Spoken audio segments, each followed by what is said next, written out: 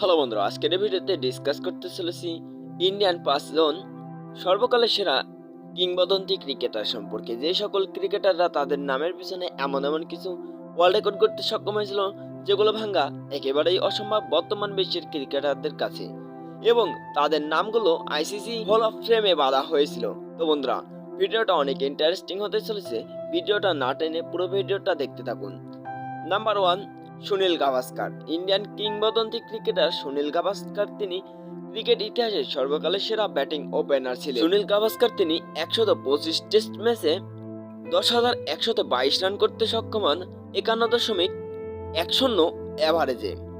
এছাড়াও 108 ওডিআই ম্যাচে সুনীল গাভাস্কার তিনি 3,092 রান করতে সক্ষম হন এবং ক্রিকেট ইতিহাসে এই ওয়ার্ল্ড রেকর্ড করতে সক্ষম হয়েছিলেন সুনীল গাভাস্কার।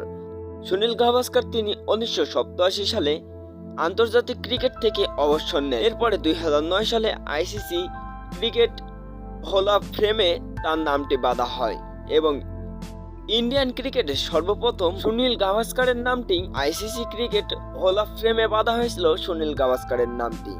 নাম্বার 2, কপিল দেব।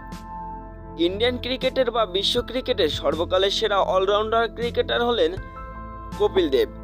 কপিল দেব তিনি ইন্ডিয়ান ক্রিকেটের একজন সফল অধিনায়ক ছিলেন, যার নেতৃত্বে ইন্ডিয়ান ক্রিকেট 1983 সালে প্রথমবারের মতন ওডিআই ওয়ার্ল্ড কাপ জয়লাভ করতে সক্ষম হয়েছিলেন, যার জন্য কপিল দেবের নামটি সবসময় স্বর্ণ অক্ষরে লেখা থাকবে ইন্ডিয়ান ক্রিকেট বোর্ডে।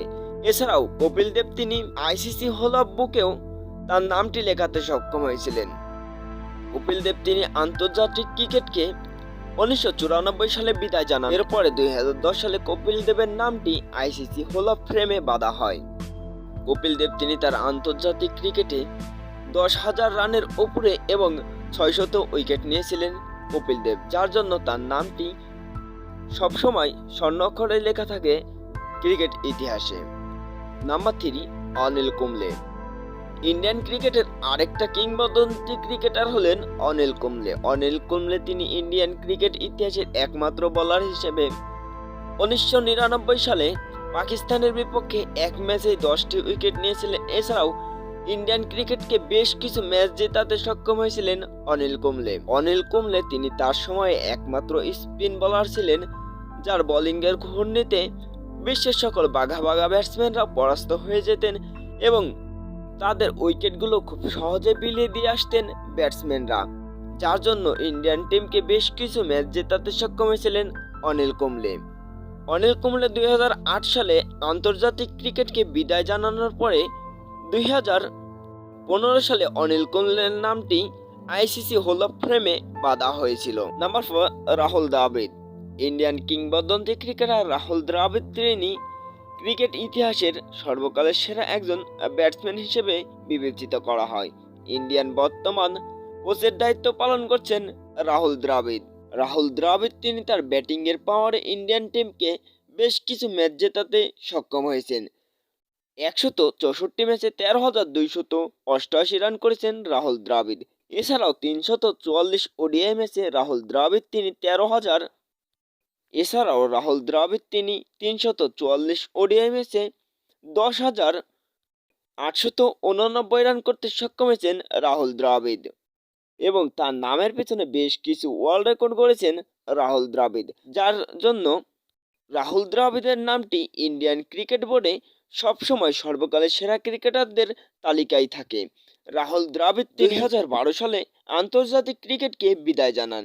এরপরে 2019 সালে আইসিসি হল অফ ফেমে তার নামটি বাঁধা হয় এবং তার নামের পেছনে এই ওয়ার্ল্ড রেকর্ডটি গড়েন রাহুল দ্রাবিড়। নাম্বার 5, সচিন টেন্ডুলকার। ইন্ডিয়ান ক্রিকেটের সর্বকালের সেরা ক্রিকেটার সচিন টেন্ডুলকার তিনি ক্রিকেট ইতিহাসের একজন কিংবদন্তি ক্রিকেটার। সচিন টেন্ডুলকার তিনি এমন একজন ক্রিকেটার যার নামের পেছনে রয়েছে সেঞ্চুরিরও সেঞ্চুরি, যেটাকে বলা হয় 100টি সেঞ্চুরি করেছিলেন সচিন টেন্ডুলকার। ক্রিকেট ইতিহাসের একমাত্র ব্যাটসম্যান হিসেবে সচিন টেন্ডুলকার তিনি তার নামের পেছনে 100টি সেঞ্চুরি করতে সক্ষম হয়েছিলেন এবং তার নামের পেছনে ওয়ার্ল্ড রেকর্ড করতে সক্ষম হন সচিন টেন্ডুলকার। বিশ্বের একমাত্র ব্যাটসম্যান সচিন টেন্ডুলকার যিনি সবচেয়ে বেশি সেঞ্চুরি এবং সবচেয়ে বেশি শতক হাঁকিয়েছেন এবং সবচেয়ে বেশি রানের মালিক সচিন টেন্ডুলকার তিনি 2013 সালে আন্তর্জাতিক ক্রিকেটকে বিদায় জানান এবং 2019 সালে আইসিসি ক্রিকেট হল অফ ফেমে তার নামটি বাঁধা হয় এবং তার নামের পেছনে সম্মাননা জানান আইসিসি ক্রিকেট বোর্ড।